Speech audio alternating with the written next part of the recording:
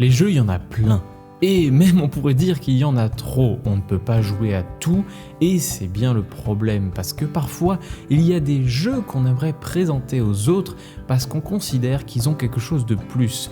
Aujourd'hui, on va donc vous demander, quel est le jeu pour vous qui mérite d'être joué ? Moi, j'ai un jeu un peu coup de cœur qui mérite pour moi d'être joué, qui, je trouve, n'a pas eu le succès qu'il méritait. Même si depuis, son auteur est devenu très connu, parce qu'il a sorti justement des hits. Je suis même pas sûr que ce soit un de ses premiers jeux. En tout cas, c'est le premier jeu de cet auteur auquel j'ai découvert. C'est Titanium Wars, de Frédéric Guérard. Je suis tombé amoureux de ce jeu, c'est-à-dire que le graphisme, c'est exactement mon enfance, les vaisseaux spatiaux, tout ce qui va. Le côté, encore une fois, combo, je crée mes vaisseaux, je mets les armements que je veux, je mets l'équipement et je pars à la guerre avec ma flottille. J'ai adoré ce jeu. Et une de mes plus grosses déceptions, ça a été d'apprendre quand Frédéric m'a dit mais Pete, arrête de me faire chier pour avoir l'extension numéro 2, elle sortira jamais parce que le jeu a fait un four commercial. Je sais pas ce que ça donnerait s'il pouvait ressortir, tu vois. Alors je dis pas via un caisse avec des vaisseaux en plastique parce que c'est un jeu de cartes, mais maintenant qu'il est connu avec It's a Wonderful World, qu'il est connu avec Clash of Rage, qu'il est connu avec ça, c'est un jeu qui pour moi avait tout d'un grand jeu et est passé sous les radars. Et c'est très triste. Et qui suis-je pour mettre ainsi un veto? Tous les jeux ont leur communauté, tous les jeux méritent d'être joués. Je suis très critique par rapport à ça, parce que je pense précisément que c'est parce que des gens pensent qu'un jeu mérite plus qu'un autre d'être joué que quand la communauté se comporte mal, elle se comporte mal sur ces bases-là. Aucun jeu ne mérite plus qu'un autre d'être joué.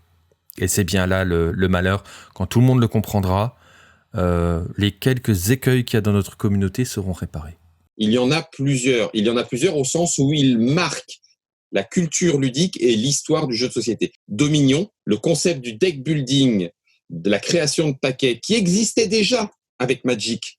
Magic, il fallait créer son paquet, mais ça, c'était avant le jeu. Là, Vaccarino, il a pensé à faire de cette création de paquets le jeu, en même temps que tout le monde. Ça marque un tournant, un petit peu comme, même si ce n'est pas Kailus le premier avec la pose d'ouvrier, et là tu fais, oui, si tu veux t'intéresser à la culture ludique, alors il y a des jeux auxquels il faut jouer pour avoir un petit peu cette évolution, cette histoire, cette culture ludique. Je cite Dominion, j'ai cité Kailus, il y en a d'autres. Le problème d'un jeu pas assez joué dans le wargame, c'est qu'il meurt tout de suite. Donc du coup, généralement, un jeu pas assez joué est un jeu mort. Je parlerais bien des systèmes de chez Prodos Games, genre Warzone Résurrection et Alien vs Predator, qui sont de très bons systèmes. Vraiment, je les ai testés et je les ai adorés, alors que j'en ai poncé des jeux. Il y a un jeu aussi que j'adore particulièrement, que je trouve qui est pas du tout assez joué, c'est Dreadball. De chez Mantic Games, qui est pour moi le jeu de sport le plus actuel et le plus dynamique qu'ils auraient pu faire depuis les 30 dernières années. Je trouve qu'il est vraiment meilleur que les systèmes, même ceux de chez Games Workshop. Malheureusement, encore une fois, faute de public ou de distribution, je trouve que c'est un jeu qui n'est pas du tout assez joué. Je sais que je pense oui forcément à Exit, parce que c'est beaucoup quelque chose qui revient. Le fait destruction du matériel. Beaucoup de joueurs sont aussi des joueurs collectionneurs et vont avoir une ludothèque, et c'est très important pour eux de garder les jeux.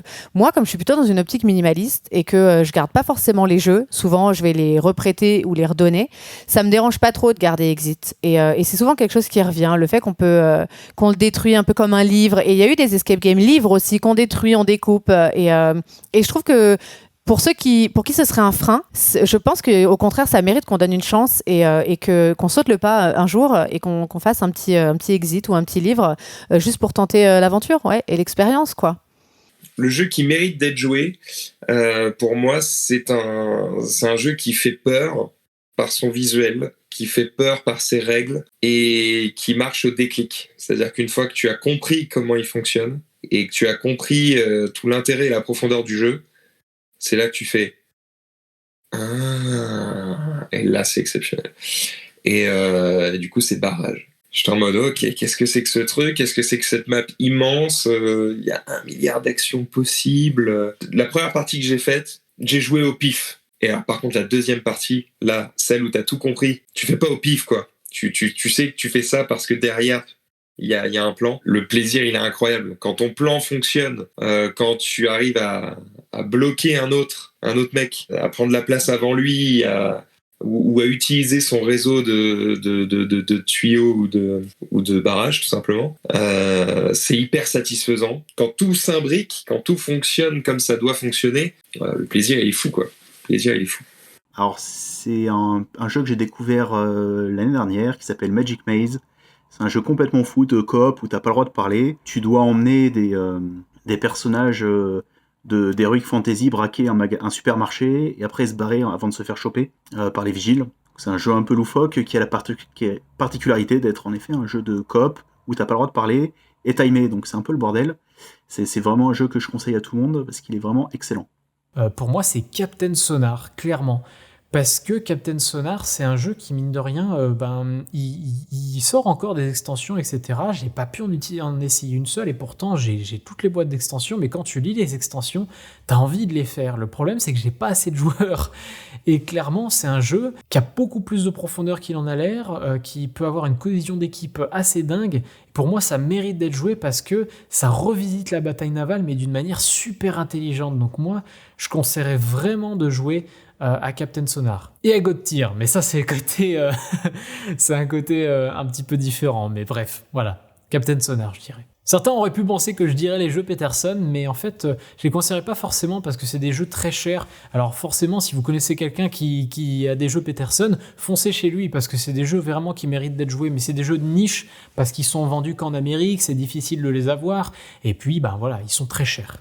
La princesse aux échelles, du coup, parce que je considère que du coup, il est pas assez connu pour moi. Des jeux de communication, tu vois, où on n'arrive pas à parler totalement, on doit essayer de... Et le but, ça va être, du coup, t'as un chevalier, et tous les autres, c'est ces soldats, ils sont nés tout au moins en équipe, sauf qu'il y a un chef qui est chevalier. Il connaît la hauteur de la tour, par exemple, imaginons 23, et du coup, il a des cartes en main, c'est des cartes de longueur d'échelle, de barreau d'échelle, et du coup, il va poser une carte de référence, par exemple 5, et il va dire au joueur à sa gauche s'il veut plus ou moins que 5. Mais du coup, il va lui dire en mode plus, mais en modulant sa voix. S'il veut faire plus, tu vois, c'est pour du coup montrer qu'il veut vraiment beaucoup, vraiment plus, tu vois. Et du coup, le but, c'est du coup que chacun va poser ses cartes, une face cachée, et qu'on atteigne pile poil la hauteur de la tour pour sauver la princesse. Et en plus, t'as des cartes du coup qui vont venir du coup te donner d'autres challenges en même temps, etc. Et ça va mourir de rire. Ça va mourir de rire. Le jeu de rôle en général, pour faire quelque chose de général, et les jeux de genre de Splendor, des jeux très rapides de gestion qui permettent de voir qu'on peut gérer autrement son argent que par du Monopoly. Je pense à des jeux comme les Colons de Catane, qui est un grand ancien, mais qui est pas très joué par les Français, par exemple. Je vais penser à des jeux d'enchères aussi, Modern Art, par exemple, qui sont des jeux d'enchères, qui sont des façons de gérer les choses que les gens ne connaissent pas forcément et qui sont pas très joués en France. C'est beaucoup joué en Allemagne ou dans les pays scandinaves, ce genre de jeu. Donc voilà, ce genre de jeu-là. Il y a un jeu qui, justement, parmi des joueurs un peu peut-être experts, peut être un peu vu d'un mauvais œil, d'un œil un peu hautain, c'est Harry Potter Hogwarts Battle. C'est un jeu de deck building auquel on a beaucoup joué avec Tarsa. C'est un jeu coopératif de deck building, il n'y en a pas des masses, il y a Ion's End. Et c'est un jeu qui, comme il y a la licence Harry Potter, on a tendance à se méfier, et souvent à raison, des licences, en disant oula, est-ce que c'est pas juste un jeu qui a été commandé par ceux qui font Harry Potter ou par la franchise, ou inversement, les gens qui ont acheté la franchise en disant juste c'est bon, il y a la tête de Harry dessus, on va pouvoir en vendre. Et en vrai, c'est un bon jeu et qui en plus est un très bonne entrée dans le deck building puisque il propose un système de niveaux et on va commencer au début par la base de la base du deck building. Vraiment, ça, c'est même trop simple. Et d'ailleurs, il conseille pour ceux qui connaissent le deck building de commencer directement au niveau, je crois, 3. Et avec en plus du challenge, notamment sur la boîte, sur la première extension, je crois. Premier level de la première extension, on en a un peu chié avec Tarsa. Et c'est un jeu qui mérite qu'on s'y attarde, même si on pourrait se dire, si c'est à licence, alors ça gâche, quoi. Y a un jeu que je ne trouve pas assez joué à mon goût, c'est le Trône de Fer, jeu de plateau seconde édition. C'est un jeu que j'adore parce que j'adore l'univers du Trône de Fer et je trouve que ce jeu est abouti. Il est très bien fait. Alors il a des défauts parce que je trouve que c'est un jeu qui est très très riche, mais c'est pareil. C'est un jeu où, alors dans la configuration que j'aime bien, tu pars sur 6, 8, peut-être même 10 heures de jeu et il n'y a pas beaucoup de clients pour ça.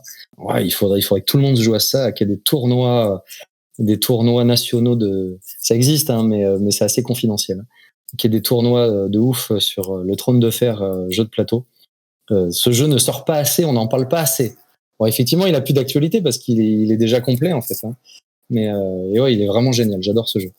Walking Dead. C'est une petite pépite en termes de prise en main, en termes d'options, en termes de profondeur de jeu, de mécanique. Tu peux jouer à n'importe quel jeu avec le système de règles de Walking Dead. Tu joues n'importe quoi. Tu mets des bonhommes sur la table, tu peux tout faire. Tout. Mais tu peux faire du Donjon et Dragon, tu peux faire du Bolt Action, tu peux prendre des bonhommes de 40 000, tu peux faire n'importe quoi. La mécanique de jeu est tellement simple, efficace et modulaire, si tu veux, que c'est à toi en fait. Et en fait, c'est un jeu qui est positionné en fait sur un marché qui est assez complexe, qui est trusté par des cadors du genre Unlock.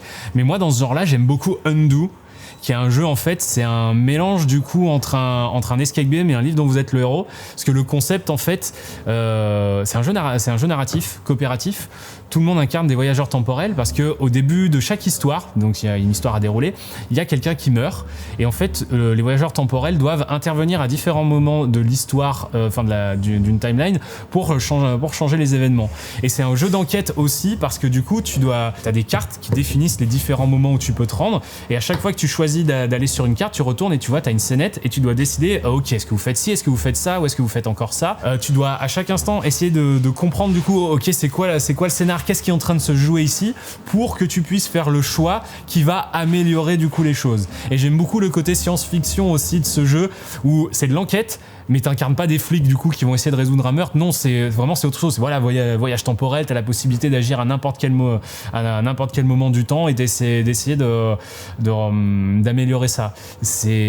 La narration est vraiment complètement au service du jeu et vice versa et ça marche très très bien. Le jeu qui mérite d'être joué, c'est Cthulhu War, quoi. Faut le tester, quoi.